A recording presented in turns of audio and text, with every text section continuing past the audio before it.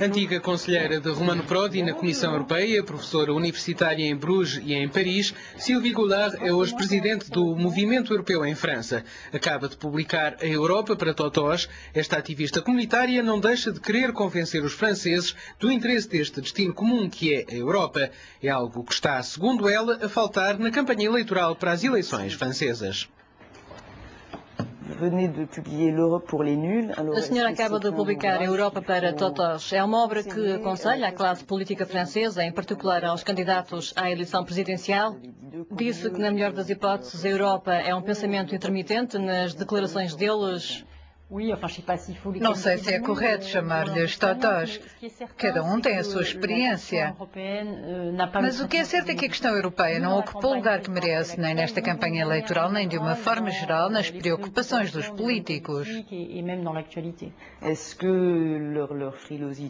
Esta indiferença não está, de certa forma, ligada ao não francês à Constituição Europeia? Os candidatos não têm um certo medo de afirmar as convicções europeias? Sim, mas podemos inverter a questão, o que não aconteceu por causa dessa mesma classe política. Grosso modo, eles estavam todos em cena há 2 anos. A coragem de assumir a questão europeia, com toda a sua riqueza, diversidade e complexidade, é algo que eles não tiveram há 2 anos e continuam sem ter. É preciso também saber o que é que os franceses quiseram dizer ao votar não. O não é um agregado de posições que vão da recusa da globalização ao soberanismo de direita. Não há uma resposta a uma preocupação. O que é muito revelador nesta campanha é o desconhecimento das realidades económicas do mundo moderno. Há pessoas que tentam cantar cantigas de embalar e adormecer os franceses. Dizem-lhes que a despesa pública pode continuar à vontade, que vão lutar contra a política da concorrência ou que vão convencer os parceiros a fazer uma política social ou uma política de campeão industrial para as quais não há maioria na Europa. As posições de alguns candidatos são completamente alucinantes em relação à realidade do mundo. Entre os 12 candidatos, há 8 que são incapazes de enfrentar um público internacional de uma forma minimamente credível. Quanto aos 4 mais credíveis, há um certo número de sinais preocupantes. Quando digo que o pensamento deles é intermitente, isso consiste, por exemplo, em ir a Bruxelas, fazer um belo discurso sobre a Europa, depois regressar à França e atacar a Comissão a respeito da política de concorrência. É esse o afastamento que é difícil explicar aos nossos parceiros. O que espera em termos europeus do futuro da futura Presidente? Em primeiro lugar, uma grande coragem. É preciso explicar aos franceses que há 2 anos deram um tiro no pé. E mesmo aqueles que votaram não e esperavam assim reorientar o curso da Europa, não ganharam nada com isso. A única coisa de que estávamos seguros nessa altura era do status quo.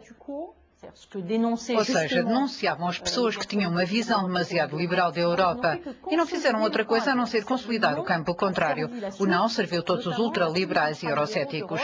A segunda coisa que o novo presidente deve fazer é reconciliar os franceses com a economia de mercado. O mais dramático no voto de 2005 foi uma certa rejeição do Tratado de Roma. Críticas a uma política de concorrência que tem os seus defeitos, mas tem também muitas virtudes. Esta espécie de caricatura em que se tornou o debate económico em França tem de acabar imperativamente. É uma questão de credibilidade do nosso país, não só na Europa, mas também na cena internacional.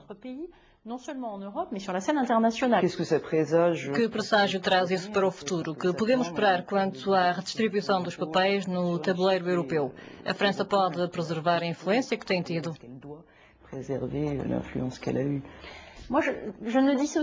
Eu nunca separo a questão da influência francesa daquilo que queremos para a Europa. Falar da influência francesa como se fosse uma luta contra um monstro que está em Bruxelas e que nos quer fazer mal é um absurdo. A França esteve na origem de um projeto. Se for uma influência positiva para que o projeto europeu continue num sentido favorável aos nossos interesses e valores, mas igualmente compatível com as posições dos outros, estou de acordo. Mas tratar de uma influência nacional, isso é uma contradição em Bruxelas. Como podemos nós aproximar-nos dos nossos parceiros? Penso que os franceses têm uma palavra a dizer, mesmo nas críticas à globalização ou ao capitalismo tal como ele funciona. Há elementos que têm fundamento. Podemos, de forma legítima, pôr-nos questões sobre a repartição da riqueza, sobre como o capital se impôs ao trabalho, sobre a livre circulação das pessoas, para poderem escapar aos impostos, etc. Há verdadeiros temas de sociedade. Simplesmente é preciso que os franceses coloquem os problemas de forma menos caricatural se querem ser ouvidos pelos parceiros. A França está mal porque fez mal à Europa? Não, penso que a França vai mal por muitas razões. Não houve uma renovação suficiente da classe política. Não há nenhum outro país da Europa em que os dirigentes que estavam na cena política nos anos 70 ainda lá estejam, como acontece em França.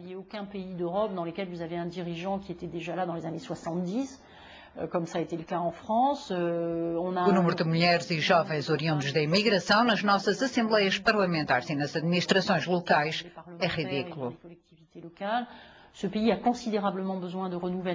Este país precisa de renovação. Precisa também de perceber que o mundo mudou, que a língua francesa já não é o que era, mas a França continua a ter uma palavra a dizer e os outros ouvem-na, se falar de uma forma menos brutal do que em 2005.